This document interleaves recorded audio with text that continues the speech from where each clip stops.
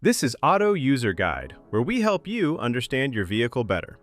Today we are covering all information related to major engine services for the Nissan Rogue 2014 to 2020 models.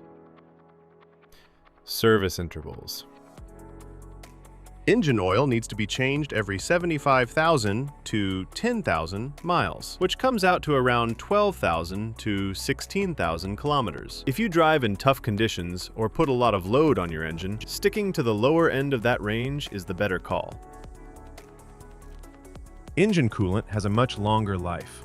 The first replacement comes at around 105,000 miles. After that, it needs to be swapped out every 75,000 miles going forward. It keeps your engine temperature in check, so keeping it fresh is something you don't want to skip. Brake fluid should be replaced every 2 years or somewhere between 30,000 to 40,000 miles, whichever one comes first. Over time, it absorbs moisture, and that slowly reduces how well your brakes respond.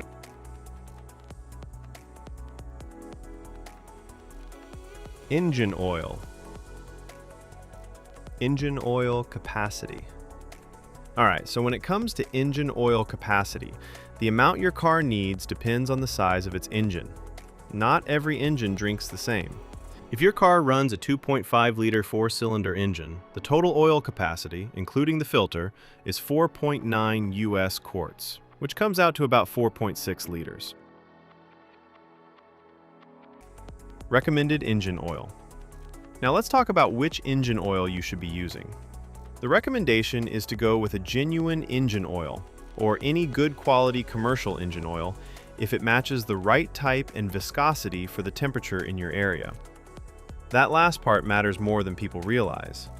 The oil that works well in a cold climate isn't always the best choice for somewhere hot, so always check the viscosity chart and pick accordingly. On the topic of synthetic oil, you can use it. Synthetic motor oil is perfectly fine as long as two things check out. It carries the API certification seal, and it matches the viscosity grade your engine calls for. If both boxes are ticked, you're good to go. Change engine oil and oil filter. Before anything else, change your oil and filter based on the maintenance message that shows up on your driver information display. That message is your reminder. Don't ignore it. Here's how the full process goes. Step 1. Start the engine and let it run until it reaches its normal operating temperature. Once it's warmed up, turn it off.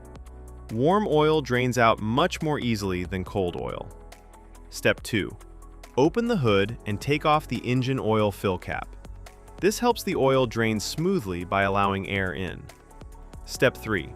Get under the car and locate the undercover. Remove the Phillips head screws and slotted head screws by turning them 90 degrees counterclockwise. Then pull the undercover off. Step 4. Find the drain bolt at the bottom of the engine. Remove it along with the washer and let the old oil drain completely into a container placed underneath. Step 5. Remove the oil filter and let any remaining oil inside it drain out as well. Set it aside for proper disposal. Step 6. Before putting on a new filter, check that the old filter gasket didn't stick to the engine's contact surface. This is a small but important check. A leftover gasket can cause an oil leak. Step 7. Clean the contact surface on the engine block, wiping away any dirt or dust. Then install a fresh oil filter. Step 8. Put a new washer on the drain bolt and reinstall it back into the engine. Step 9. Pour in the recommended engine oil. Make sure you're using the right type and the correct amount for your engine size. Step 10. Put the oil fill cap back on securely and start the engine. Step 11. Let the engine run for a few minutes, then get underneath and check around the drain bolt and oil filter for any leaks. If you see drips, shut the engine off and address it before going further. Step 12. Turn the engine off and wait for about 3 minutes. This gives the oil time to settle. Then pull out the dipstick and check that the oil level is right where it should be. After you've changed the engine oil, there's one more thing you need to do: reset the oil life gauge. If you skip this step, the car won't know the oil has been changed and will keep showing you an inaccurate reading. Here's how to do it on your car. First, make sure the ignition is on. You don't need to start the engine, just press the start button without pressing the brake pedal so the system powers up. Next, go to your driver information display and navigate to the vehicle information menu. You'll find an option that shows your current oil life percentage. Once you're on that screen, press and hold the selection button, usually the one on your steering wheel, for about 10 seconds. The oil life indicator will start to blink, which means it's ready to be reset. While it's blinking, press and hold the button again. The display will reset back to 100%, confirming that the system now recognizes the fresh oil. Once you see 100% on the screen, you're done. The gauge has been successfully reset. After that, go ahead and start the engine normally. Let it run for a moment and confirm that no warning lights related to the oil are showing up on the dashboard. Now we're moving on to coolant and fluid specifications. Keeping your coolant at the right level is just as important as your engine oil. It keeps your engine from overheating and running into serious problems. Engine coolant, radiator. Before you touch anything, make sure both the engine and the radiator are completely cool. Never open the radiator cap on a hot engine. The pressure inside can cause boiling coolant to spray out and burn you. Once everything is cool, place your hand on the radiator cap and turn it just 1/8 of a turn counterclockwise. This releases any built-up pressure inside the cooling system. Give it a moment to settle. Now push the cap down and continue turning it counterclockwise to fully remove it. Look inside and check the coolant level. It should be right up to the base of the filler neck. If it's sitting lower than that, go ahead and top it up with the correct coolant. Once the level is good, place the radiator cap back on and tighten it fully. Make sure it's secure before you close the hood. Engine coolant, reserve tank. Again, before checking anything, make sure the engine and radiator have cooled down completely. Now locate the reserve tank. It's a small, translucent container usually sitting near the radiator.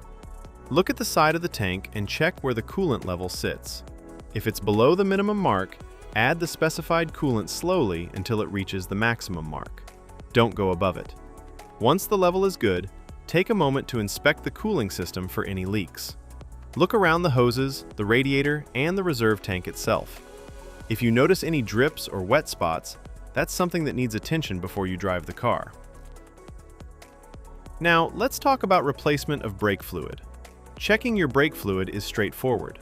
On the side of the brake fluid reserve tank, you'll notice two markings, a minimum and a maximum line. Your fluid level should always be sitting somewhere between those two marks. If the level is at or near the minimum mark, you need to top it up. Don't let it drop below that line. Low brake fluid can affect how your brakes respond, and that's not something you want to find out about while you're driving. At the same time, don't overfill it past the maximum mark either. Just keep it in between and you're in good shape. One thing worth mentioning for those driving a manual transmission model, your brake fluid reserve tank also takes care of the clutch fluid. It's the same tank serving both systems. So, as long as you're keeping the brake fluid level between the minimum and maximum marks like we just discussed, you don't need to check the clutch fluid separately. It's already covered. Tire rotation schedule. Tire rotation is one of those maintenance steps that people often overlook, but it makes a real difference in how long your tires last. Generally, you should be rotating your tires every 5,000 to 10,000 kilometers. If your vehicle manufacturer recommends a different interval, go with that instead. Tires without rotation marks. The diagram on screen shows the rotation pattern for tires without rotation marks. These are also called non-directional tires. Because they don't have a fixed direction of rotation, you have more flexibility in how you rotate them. In this pattern, the front left tire moves straight back to the rear left position, and the front right tire moves straight back to the rear right position. Then, at the next rotation interval, the rear tires cross over, the rear left moves to the front right, and the rear right moves to the front left. This cross-rotation method spreads the wear more evenly across all four tires, which helps them last longer overall. Tires with rotation marks. The diagram on screen now shows the pattern for tires with rotation marks, commonly known as directional tires. You'll notice an arrow on the sidewall of these tires, and that arrow tells you which direction the tire is meant to spin. It only works one way. Because of that, you can't cross these tires from one side of the vehicle to the other. The rotation here is simpler. Tires just swap between front and rear on the same side. The front left goes to the rear left comes up to the front left, and the exact same thing happens on the right side. It's a straightforward swap, just without the crossing over that you do with non-directional tires. Now let's talk about the fuel tank capacity.